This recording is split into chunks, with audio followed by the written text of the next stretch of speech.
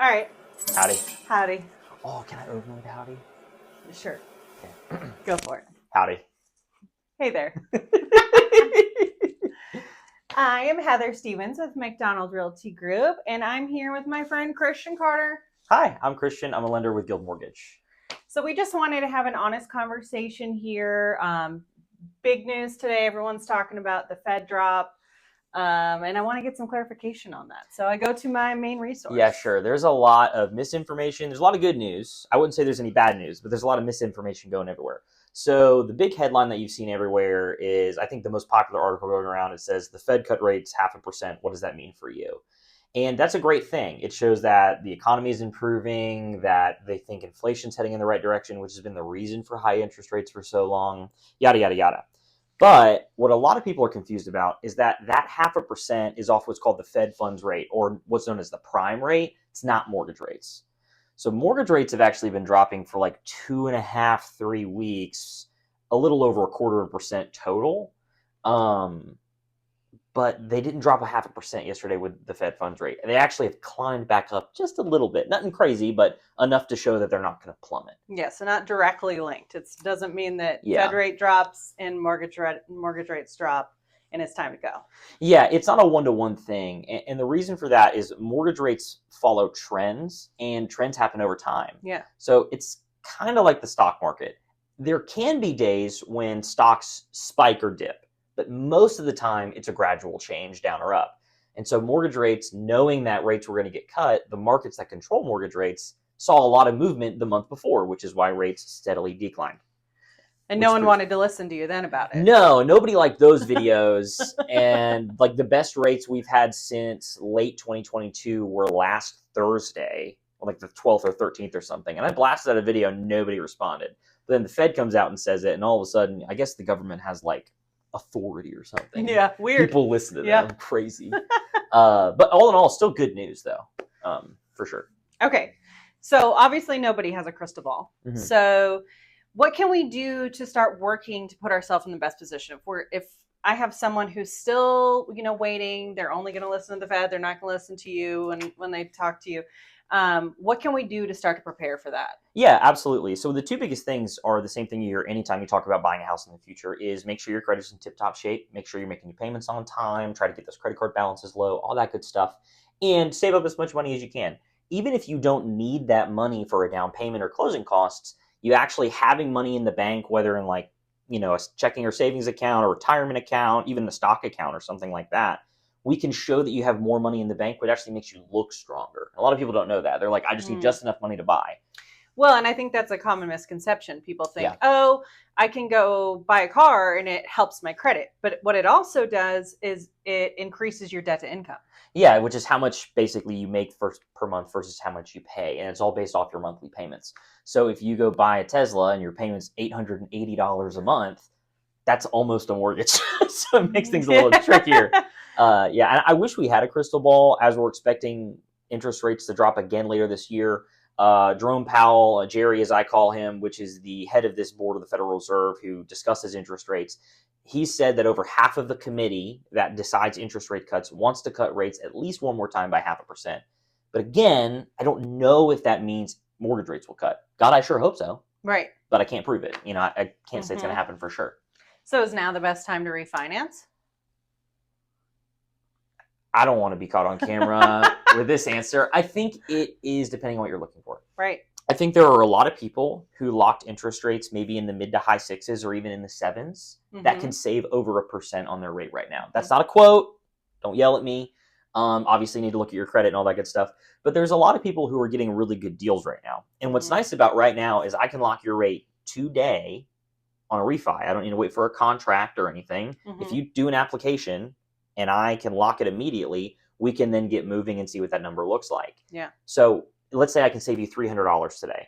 Well, I can save you $300 today. And for some people, that's worth it. But for some people who are not like pinched for that money, they can wait a little bit. I might be able to save them, I don't know, $350 in 3 months, which is cool. I just don't know if it's 100% going to happen. I sure would like it to. Well, and everyone's situation is different. Well, if they're moving and they need to buy a house right now, they have no choice. And some people are waiting for that right moment. It's really just having that conversation with a great lender to understand what it looks like for Only you. we knew one of those. Oh, yeah. And then talking to a great realtor about how to come out competitive, because that is one thing that we are thinking about is as those interest rates drop, whenever that happens, it's going to be more competitive. We're still low inventory. We still, right now we're still seeing homes that are priced right, that are in good condition, have competitive offers. Had a multiple offer situation last week. So that is still happening. And guess what? That's going to happen even more when those rates drop. That's actually it's going to be harder. What I was going to ask you is if you're starting to see not just multiple offers, but even less people getting the seller paid closing costs and stuff like that, just because. Well, I mean, if you're dealing with a multiple offer situation, that's certainly going to help you. Is if you're not asking the seller to pay for anything like that. Yeah. So if you want to come in strong, yeah, we are seeing that. Now, actually, I just thought of this to help the inventory issue. Would you say that for people who are on the fence about selling in the next 6 months, when interest rates continue to drop, it's a good time because they can take advantage of the competition? Well, I mean, I do think right now, rent is a little bit lower than it was last year. So, yes, I think we will see home prices climb a little bit when we have if we still maintain low inventory and we have that competition in the market. Yeah. So it might be a good time to sell. It might be a good time to sell. If it meets your situation. Obviously, I'm a big proponent for, equity and keeping investments and all of that. And we can definitely guide you in the right direction for that. But for a lot of people, it doesn't make sense. Are you moving overseas? Are you moving to another state where you don't want to have to pay for property management or something like that? Yeah. It does, you could take advantage of the market. So just keeping in touch with a realtor that is going to inform you on what's going on in the market, and what can be helpful to your particular situation is very important. For sure. And one thing I want to remind everybody of is that conversations and talking is free.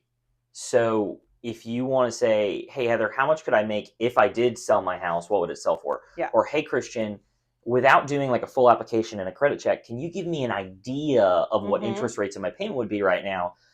We live and die by those conversations because, I mean, we're both firm believers that we want to give you as much information as possible now. So when you go to do the transaction, you're not juggling 10 things, you're maybe juggling 3 things. Yeah. Because you've already asked questions or talked to us beforehand.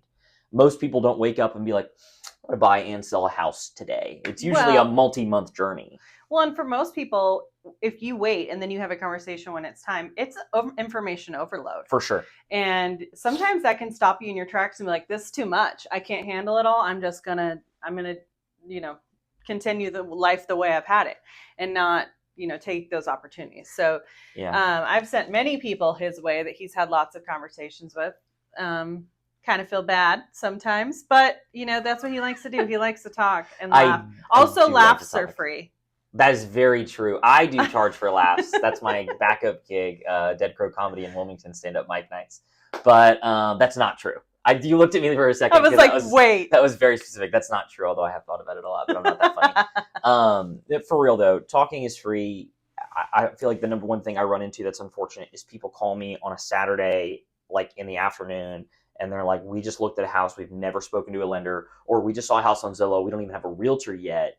I need to buy it right now. And I'm like, that is not how this works. I mean, I can dummy out a pre-approval real quick, but you haven't connected with a realtor to schedule a showing. There's paperwork to sign. You don't even know what you're getting into because the last time they bought a house was maybe 10 years ago. Right. Entirely different process now.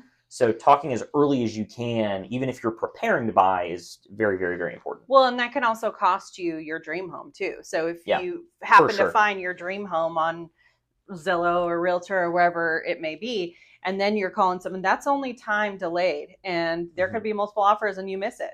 So getting prepared in advance is instrumental in your success. Oh, absolutely, absolutely. Yeah. That's all I got. So that's all you got? Well, not all I got, but all I got for the questions. I'm sure you got dad jokes for days. I know. I'm wearing khakis and Nikes. That's why I'm going to play golf after this. Well, those are not Nikes. New Balances. Sorry, that's old school New Balances. That's my old age. Actually. I like them though. I know. They're very dad. They're very dad. You see my white tube socks? They're not white. No, they have astronauts on them actually. It's just who I am. Well, as always, thank you. Absolutely. This was fun. I like this. Yeah, we could do it more often. Bye, y'all. Bye. Deuces. That was good. Deuces.